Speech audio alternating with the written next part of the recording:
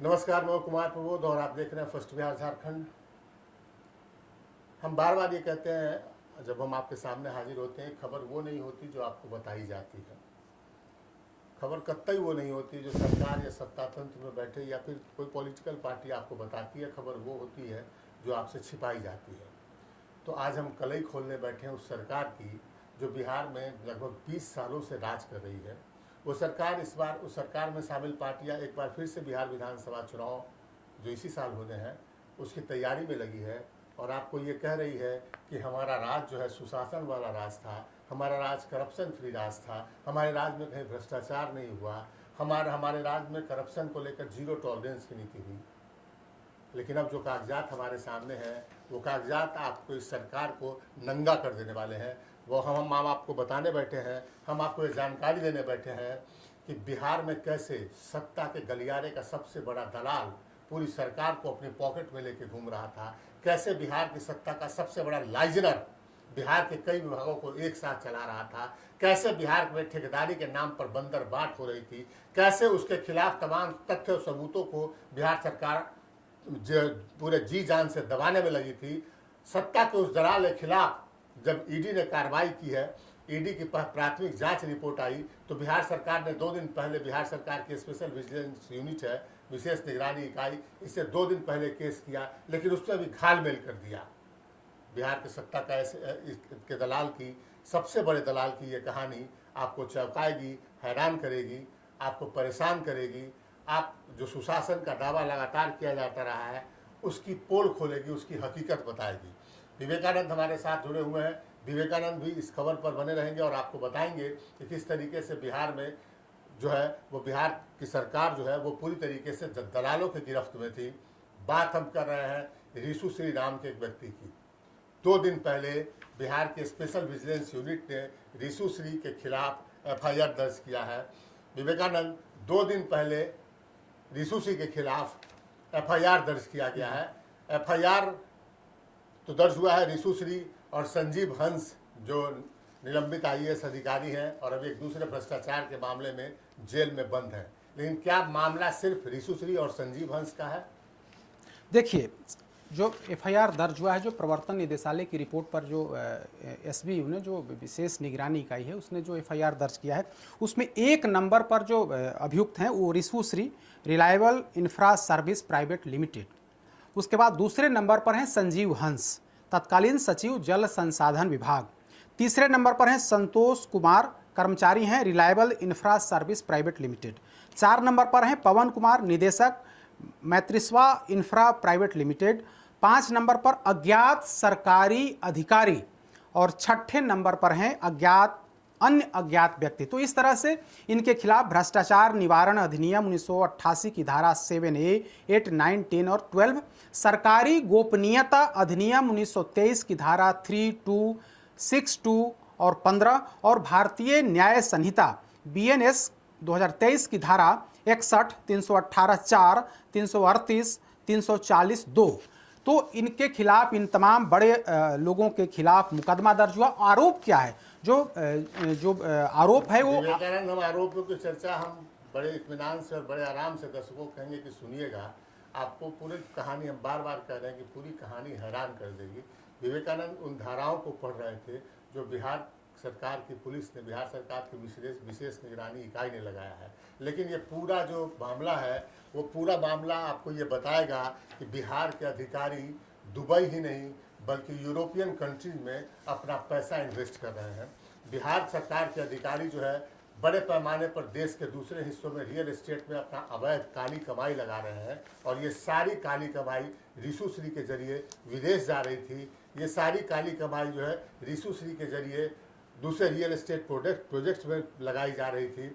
और एक विभाग नहीं, बिहार सरकार के निर्माण से जुड़े, जहाँ कंस्ट्रक्शन, जहाँ वर्क्स का काम होता है, वर्क से जुड़े तमाम विभागों में रिशु श्री की पैठ ऐसी थी कि उसके सामने उस विभाग का साहब भी जो है वो चपरासी की तरह नजर आता था। ये वो रिशु श्री है जो एक साथ कई विभागों को चला रहा था। ईडी ने बहुत तफसील से कई सारी बातें बताई है और कई सारी जानकारियां हमारे पास है। विवेकानंद, हम उनको खोलेंगे। आखिरकार ये रिशु श्री है कौन और ये क्या कर रहा था? विवेकानंद, आप ऐसे कह सकते हैं रिशु श्री बिहार की नौकरशाही में जो सबसे बड़ा दलाल है वही दलाली का काम करता था, ठेकेदारी मैनेज करता था, सरकारी जो ठेकेदारी होती थी उसको मैनेज करता था। एक उदाहरण से हम आपको बताते हैं।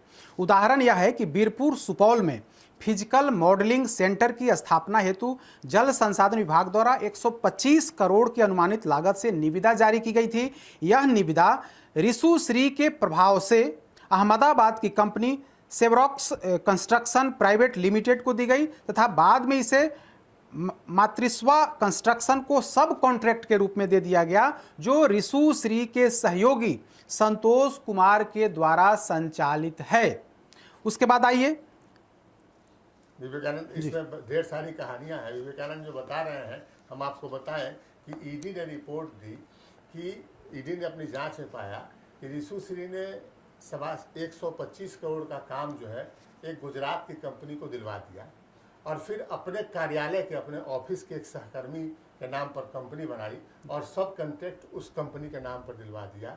और इस खेल में जो है 67 लाख रुपए विभाग के सचिव को दिए गए।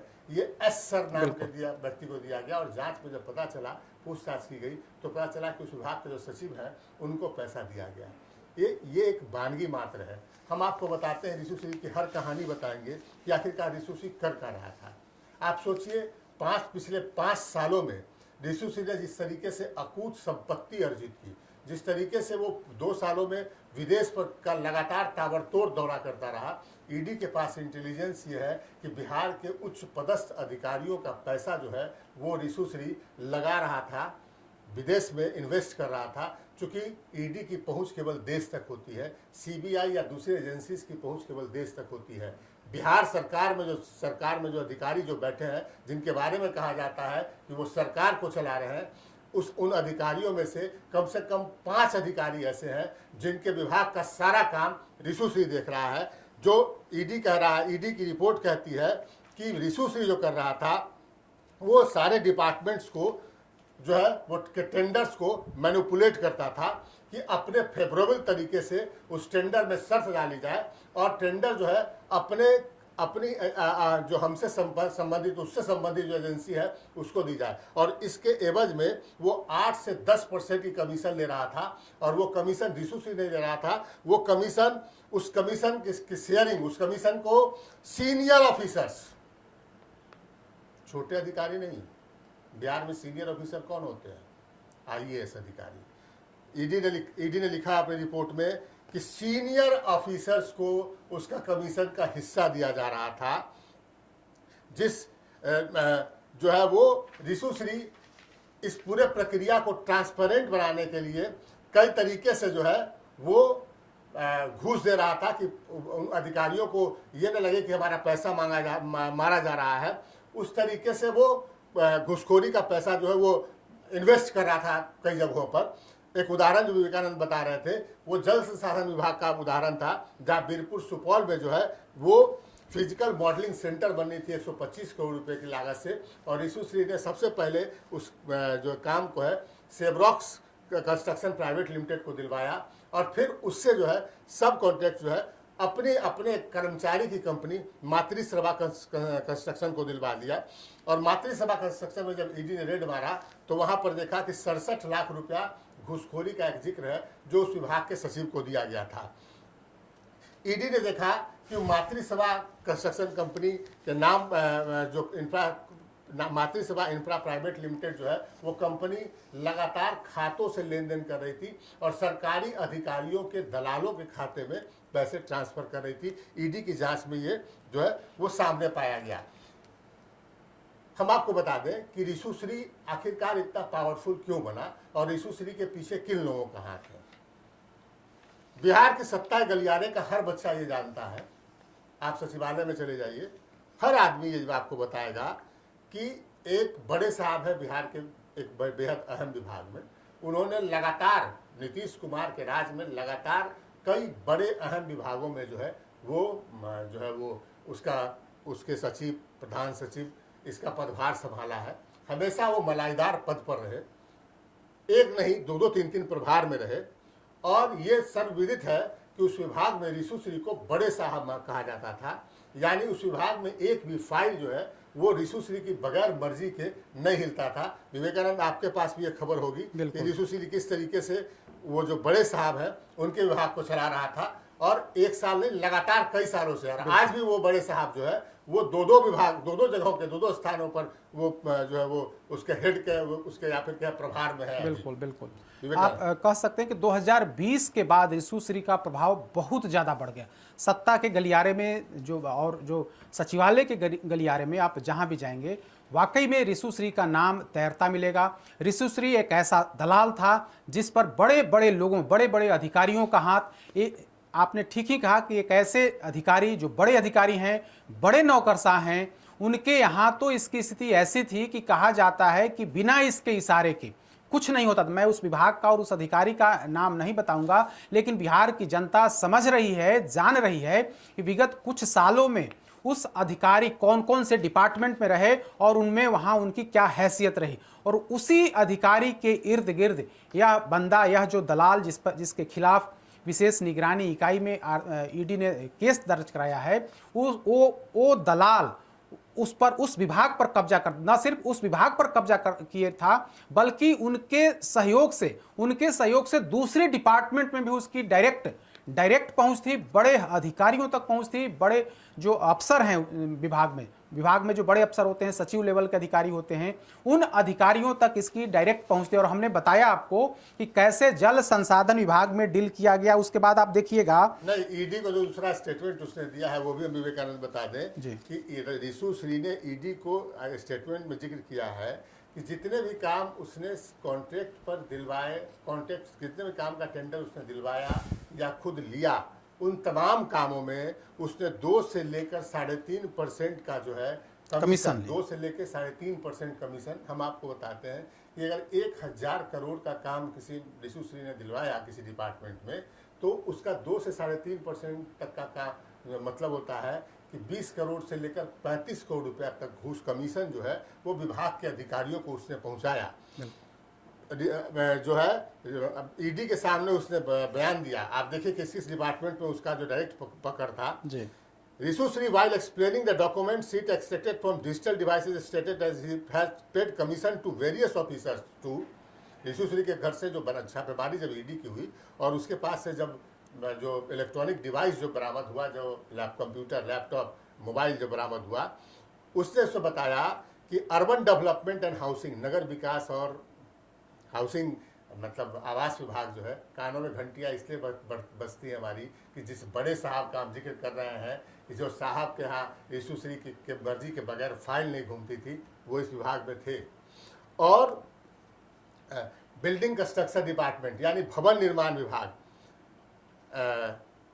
इन तमाम जगहों पर जो है वो रिशुश्री तब लगातार ताबड़तोड़ कमीशन दे रहा था, ताबड़तोड़ अधिकारियों को पैसा पहुंचा रहा था। ईडी ने कहा कि इसकी इन डेप्थ इन्वेस्टिगेशन होनी चाहिए कि किन किन लोग, कौन कौन लोग इनसे लाभान्वित हो रहे थे, किनको घूस का पैसा पहुंच रहा था, सिर्फ अधिकारियों तक पहुंच रहा था या उसके ऊपर ही पहुंच रहा था। ये तमाम रिशुश्री ने जो है ये तमाम बातें जो है वो ईडी को जांच में बताई है। हम आपको बता दें कि रिशुश्री ने पिछले 5 सालों में कितनी अकूत संपत्ति अर्जित की, ये विवेकानंद ये भी सोचने का विषय है। बिल्कुल। ईडी ने, आप देखिए, ईडी ने सबसे पहला रेड रिशुश्री के यहाँ उस दिन किया था जिस दिन बिहार में संजीव हंस के यहाँ पहली रेड हुई थी, और वो डेट है 16 जुलाई 2024। विवेकानंद 16 जुलाई 2024 को रिशुश्री के घर से 61 जमीन की रजिस्ट्री के कागजात बरामद हुए। बिल्कुल, आपके पास भी FIR है, आप देख रहे होंगे उसमें कि रिशुश्री के जो है घर से 61 जो है वो जमीन के कागजात बरामद हुए थे, और 61 कागजातों का जो बाजार मूल्य है वो बाजार मूल्य में, माफ कीजिएगा, सर्किल दर 58 करोड़ 58 लाख, जो सर्किल दर है वो 58 करोड़ 58 लाख है। आप जानते हैं, आप और हम जानते हैं कि सर्किल दर से ये सारी शहरी प्रॉपर्टी है, और बिहार में सर्किल दर यानी जो कागज पर लिखा जाने वाला दर और जो हकीकतन खरीद बिक्री का दर होता है, जिसको बाजार मूल्य कहते हैं, वो कितना अंतर होता है। इसके घर से जो कागज बरामद हुए, वो जो रजिस्ट्री के कागज बरामद हुए, 400 करोड़ से ज़्यादा उसका बाजार मूल्य है। 400 करोड़ से ज़्यादा की संपत्ति इसने केवल 5 सालों में अर्जित की। ये रिशु श्री के घर से जो है ये बरामद हुआ जो कागजात, वो बताता है। तो ये सिर्फ एक मामला नहीं है विवेकानंद रिशु श्री को लेकर। रिशु श्री को लेकर जो है वो जो जानकारी जो ईडी ने जांच है, ईडी का बताती है, ईडी की जांच बताती है कि अर्बन डेवलपमेंट डिपार्टमेंट में यानी नगर विकास विभाग में उसने बिहार शरीफ में एसटीपी यानी जो वाटर ड्रेनेज सिस्टम होता है उसका काम किया। मुजफ्फरपुर में उसने एसटीपी और ड्रेनेज सिस्टम का काम टेंडर का जो मैनेज किया। बिहार शरीफ में स्मार्ट रोड प्रोजेक्ट को मैनेज किया। और इसमें जो है जो ह्यूज पेमेंट जो है उसने किया ब्राइब के तौर पर, घूस के तौर पर सीनियर ऑफिसर्स को और जूनियर ऑफिसर्स को बिहार में। यानी जिस विभाग में आप नजर डालिए, जिस विभाग में ईडी की नजर गई वहां गंध ही गंध, वहां घूस ही घूस। ये सुशासन की सरकार है। और ये बताने की जरूरत नहीं है कि लोग बार बार ये पिछले 20 साल से लोग बार बार कहते हैं कि इस बिहार सरकार को अधिकारी चलाते हैं। और वो अधिकारी क्या कर रहे थे, ये अधिकारी ये रिशु श्री के जो है ये रिशु श्री ने जो ईडी को जानकारी दी वो बताया जा रहा है, वो उस जानकारी से जो है सब कुछ सामने आ रही है। सबसे बड़ी बात यह है कि विवेकानंद की पैसा जो है विदेशों में खपाया जा रहा है। बिहार के अधिकारी जो है, शीर्ष अधिकारी बिहार के जो है वो अपना पैसा, घूस का पैसा जो है वो विदेशों में खपा रहे हैं। ईडी के कागजात से क्या हासिल होता है, क्या लिख रहा है विवेकानंद, आप बताएं इसको कि क्या। देखिए ईडी ने अपने एफआईआर में लिखा है कि ईडी के अनुसार रिशु श्री भारत और विदेशों में बिहार के वरिष्ठ अधिकारियों की संपत्ति का प्रबंधन करता है। पिछले 5 वर्षों में उसके विदेश दौरे में तेजी से वृद्धि हुई है। विशेष रूप से दुबई और यूरोप में लंबा प्रवास संदिग्ध है। यानी कि विगत 5 वर्ष 2020 से इसका विदेश दौरा बढ़ गया है। खास तौर पर दुबई जाता है और दुबई के बाद यूरोप में इसका लंबा जो है प्रवास संदिग्ध है, ऐसा ईडी ने कहा। यानी कि वरिष्ठ अधिकारियों के द्वारा जो घूस लिया जाता है, जो रिश्वत के रूप में मोटी रकम ली जाती है, उसको खपाया जाता है विदेशों में, खास करके दुबई और यूरोप में। बिहार के अधिकारी जो है वो अपना पैसा विदेश में खपा रहे हैं। ईडी को जो इंटेलिजेंस मिला था, ईडी के पास जो खबर आई थी कि रिशु श्री जो है बिहार के अधिकारियों का पैसा विदेश में जो है वो लगा रहा है। ईडी ने अपने रिपोर्ट में बार बार ये कहा है कि पिछले 5 सालों में बेतहाशा वृद्धि हुई रिशु श्री के विदेश दौरे में। और वो दुबई से लेकर यूरोपियन कंट्रीज में, यूरोप में जो कंट्रीज है जहाँ पर आप देखते होंगे विजय माल्या, नीरव मोदी और मेहुल चौकसी जैसे लोग जहाँ भाग के जाते हैं और पैसा लगाते हैं, उन जगहों पर ये रिशु श्री जो है वो जाकर लंबे दिनों तक रुक रहा था। इसका मतलब ईडी कह रही कि इसका मतलब यह है कि वो बिहार के अधिकारियों का अवैध पैसा जो है हवाला या दूसरे अवैध तरीके से वहाँ विदेश में भेजकर और उनको जो है वहाँ पर खपा रहा था। और ये ईडी की रिपोर्ट जो है वो बिहार सरकार को सौंपी गई है। बिहार सरकार को जो है वो जो रिपोर्ट जो ईडी ने सौंपी है उसमें कहा गया है कि Rishu Shri in collusion of some senior officer and other private person has indulged in corrupt practices by way of bribing government officials and also manipulating of government tender and misuse of government secret. He, by restoring to the above mentioned activities, has indulged in the criminal activity.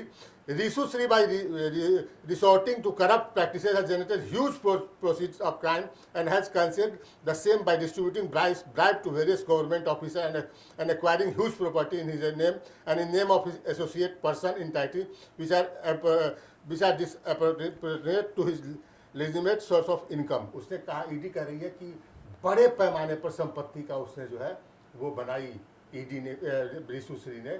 बड़े न केवल बड़े अधिकारियों का जो है पैसा वो लगाया, छिपाया, बल्कि जो है रिशु श्री ने बड़े पैमाने पर अवैध संपत्ति बनाई। रिशु श्री दुबई में, रिशु श्री यूरोपियन कंट्रीज में बिहार के अफसरों का पैसा खपा रहा था और अपने लिए पैसा बना रहा था। रिशु श्री के बारे में आपको जानकर हैरानी होगी कि जो एफआईआर है और एफआईआर में जो उसके पास आपके पास विवेकानंद होगा कि कितना वो लग्जरियस जीवन जीता था, किस तरीके से जो है वो यहाँ पर उसकी ज़िंदगी बीतती थी कि उसके पास जो गाड़ियाँ थी जी उसके पास जो गाड़ियां मिली ईडी को, वो गाड़ियां जो है वो करोड़ों करोड़ की, एक एक गाड़ी जो है वो कई करोड़ की गाड़ी थी। और वैसी 1 दर्जन गाड़ी जो है वो करीब 1 दर्जन गाड़ी रिशु श्री के पास इसके अलावा दिल्ली एनसीआर में संपत्ति, पटना हाजीपुर में पेट्रोल पंप और कई लग्जरी गाड़ियां खरीदी। ऐसा ईडी की रिपोर्ट में है कि रिशु श्री ने अवैध कमाई से ये तमाम संपत्तियां, जिसमें 58 करोड़ 58 लाख की संपत्ति और प्लस पेट्रोल पंप। वो तो बाजार मूल्य की जमीन की आप बात कर रहे हैं कि जिसका, सॉरी माफ, सर्कल रेट की जमीन की बात कर रहे हैं जिसका बाजार मूल्य 400 करोड़ रुपए से ज्यादा का है। और आप देखिए कि इसमें हो क्या रहा था। विवेकानंद, जो हमारे पास ईडी ने जो ये सारी जानकारी जो बिहार सरकार को दी थी, ये जानकारी दी थी 2024 में, बिल्कुल, और 2024 में ये जानकारी दी थी। और सत्ता शीर्ष पर बैठे एक अधिकारी जिनके बारे में काफी चर्चा होती है, सूत्र बताते हैं, चर्चा ये हो रही है बाजार में कि उन्होंने रिशु श्री के खिलाफ मुकदमा न हो इसके लिए जी जान झोंक दिया था। लेकिन सुप्रीम कोर्ट का आदेश है कि ईडी अगर किसी राज्य में करप्शन का मामला पकड़ती है तो उसके खिलाफ एफआईआर उस राज्य की पुलिस या उस राज्य का जो दूसरा जो कोई भी यूनिट है वो दर्ज करेगी। लेकिन बिहार सरकार ने रिशु श्री के खिलाफ मामला दर्ज करने में लेट लतीफ़ी के लिए इसको पहले फाइल्स को दोहराया, फाइल्स को फाइल को जो है वो महाधिवक्ता कार्यालय के पास भेज दिया गया। महाधिवक्ता एजी ऑफिस से यह कहा गया, एडवोकेट जनरल के यहाँ से, कि आप ये बताइए कि इस पर केस दर्ज हो सकता है कि नहीं। और जब एजी के पास क्या रास्ता है, जब सुप्रीम कोर्ट ऑफ इंडिया ने यह ऑर्डर दे रखा है कि करप्शन का मामला जब ईडी पकड़ती है तो राज्य सरकार की एजेंसी भी उस पर केस करेगी, भ्रष्टाचार का केस चलाएगी। जब वहां से जब आया तो जाकर रिशु श्री के खिलाफ 30 अप्रैल को जो है विवेकानंद केस की गई है। बिल्कुल। और जो केस किया गया है उसमें बता दें हम आपको कि रिशु श्री, संजीव हंस, रिशु श्री के सहयोगी संतोष कुमार, पवन कुमार, ये ऐसे 4 लोगों पर नेम्ड एफआईआर किया गया है। वैसे तमाम लोगों को छोड़ दिया गया है जिसका रिशु श्री के बयान में जिक्र है। एफआईआर उन पर नहीं हुआ। हम आपको बता दें कि करीब 1 महीना पहले बिहार के 4 अधिकारी, जिसमें भवन निर्माण विभाग के तत्कालीन जो है वो मुख्य अभियंता तारनी दास समेत और 4 अधिकारियों के घर पर छापेमारी, ठिकानों पर छापेमारी हुई थी और 11.5 करोड़ से ज्यादा नगद बरामदगी हुई थी। हम आपको बता दें, विवेकानंद, आपको याद होगा कि सिर्फ तारनी दास के घर से 8 करोड़ रुपए नगद बरामद हुई थी। बिहार में आज तक किसी के घर से 8 करोड़ रुपया नगद बरामद नहीं हुआ था। और ये भी रिशु श्री के ही निशानदेही पर इसकी जो है बरामदगी हुई थी। बिल्कुल। इसका भी जिक्र इसके जो बिहार सरकार ने केस किया, बिहार सरकार के स्पेशल बिजनेस यूनिट ने अभी जो केस किया है उसमें इसका भी जिक्र नहीं है। बिल्कुल बिल्कुल, वह तो बड़ा गंभीर मामला था कि एक रिटायर्ड अधिकारी को इन लोगों ने आनन फानन में फिर से चीफ इंजीनियर बना दिया और फिर से सिर्फ 1 प्रभार नहीं दिया बल्कि 2-2 प्रभार दे करके कहा जाता है कि पूरे भवन निर्माण विभाग में लूट मची हुई थी और इसके बाद जब ईडी ने छापेमारी की तो सबके सामने है कि कितनी बड़ी रकम, बिहार में उतनी बड़ी रकम एक रिटायर्ड अधिकारी या रिटायर्ड इंजीनियर के यहाँ इतनी बड़ी रकम नहीं मिली थी। और आप देखिएगा कि जब ईडी ने छापेमारी की तो जब सरकार की फजीहत होने लगी, मुख्यमंत्री नीतीश कुमार की फजीहत होने लगी, इसके बाद आनन फानन में रात में ही उस अधिकारी को अचानक हटा दिया गया। तो इस तरह से पूरी सरकार भ्रष्टाचार के मसले पर, चाहे वो तारनी दास हो या फिर रिशु श्री का मामला हो, पूरे मामले पर कहीं ना कहीं नीतीश कुमार की सरकार, जो सुशासन की सरकार मानी जाती है, वो कटघरे में खड़ी है। और तारनी दास का इशू तो पूरे तौर पर सरकार की भद पिटवा दी। और अब जाकर के जब रिशु श्री पर एफआईआर हुआ है और उसमें कहा गया है कि रिशु श्री बड़े बड़े जो अधिकारी हैं उनकी संपत्ति को विदेशों में छुपाया करता था, विदेशों में सेट करता था, खास करके दुबई और यूरोप में। इससे इस बात की पुष्टि हो गई है कि जो आरोप लगते रहे हैं कि नीतीश कुमार की सरकार में अफसर ही सरकार चला रहे हैं, कुछ ऐसे अफसर हैं जो सिर्फ और सिर्फ बिहार को लूट रहे हैं, उससे इस बात की पुष्टि हो रही है। और बड़े दुर्भाग्य की बात है कि इसके जांच का कोई नतीजा हासिल होने वाला नहीं है। आप ये उम्मीद करते हैं कि जो अफसर सरकार के नाक के बाल हैं, जिनके बारे में ये कहा जाता है कि वो बिहार को चला रहे हैं, उन अफसरों के खिलाफ कोई पुलिस, बिहार की पुलिस कार्रवाई कर सकती है? क्या आपको उम्मीद है कि ईडी, जिसको मालूम है, इन्फोर्समेंट डायरेक्टरेट को क्या ये मालूम नहीं है कि रिशु श्री किस अफसर का सबसे ज़्यादा, किन 2-3-4 अफसरों का, ऐसे तो कई अफसरों के लिए वो दलाली और लाइजनिंग का काम कर रहा था, लेकिन किन 3-4 अधिकारियों के साथ सबसे करीब था, किन अधिकारियों के दफ्तरों में कोई भी फाइल रिशु श्री की मर्जी के बगैर नहीं हिलती थी, ये पटना सचिवालय का बच्चा जानता है और ईडी को उसकी खबर नहीं है। क्या आप मान सकते हैं क्या?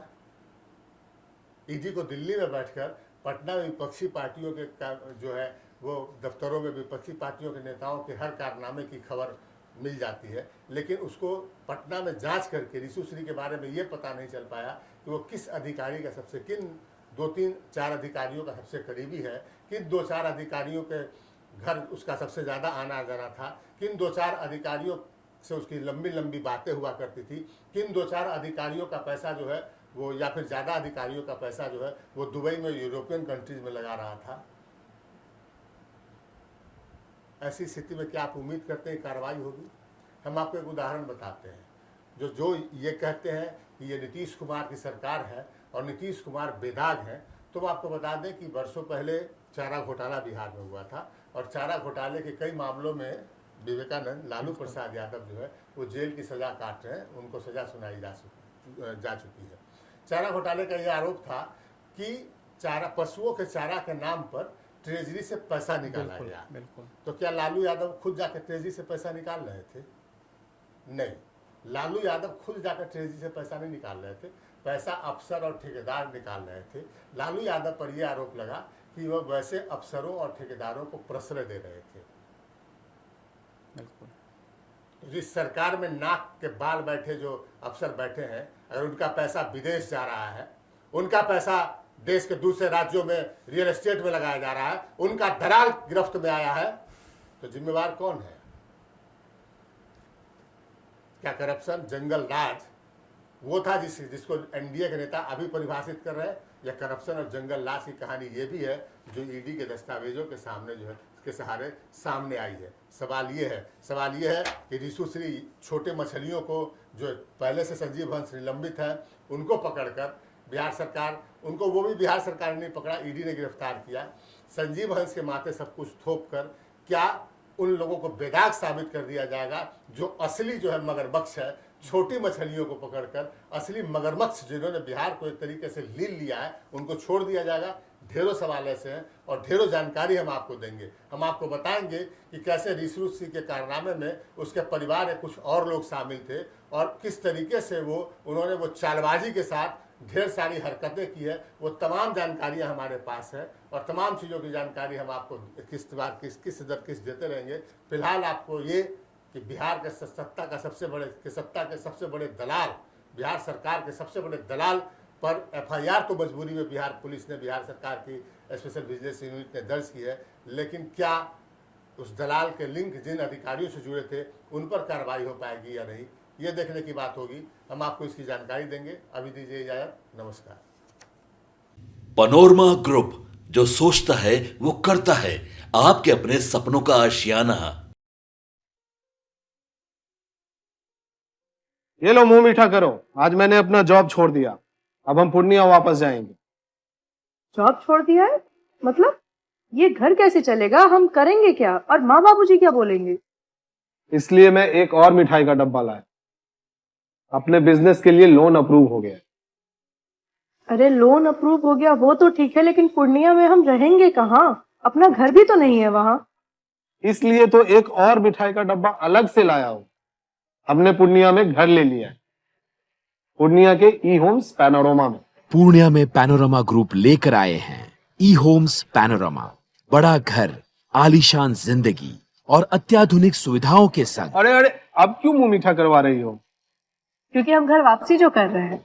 घर वापसी की खुशी पूर्णिया में ई होम्स पैनोरमा के संग। ई homes panorama, luxurious lifestyle redefined.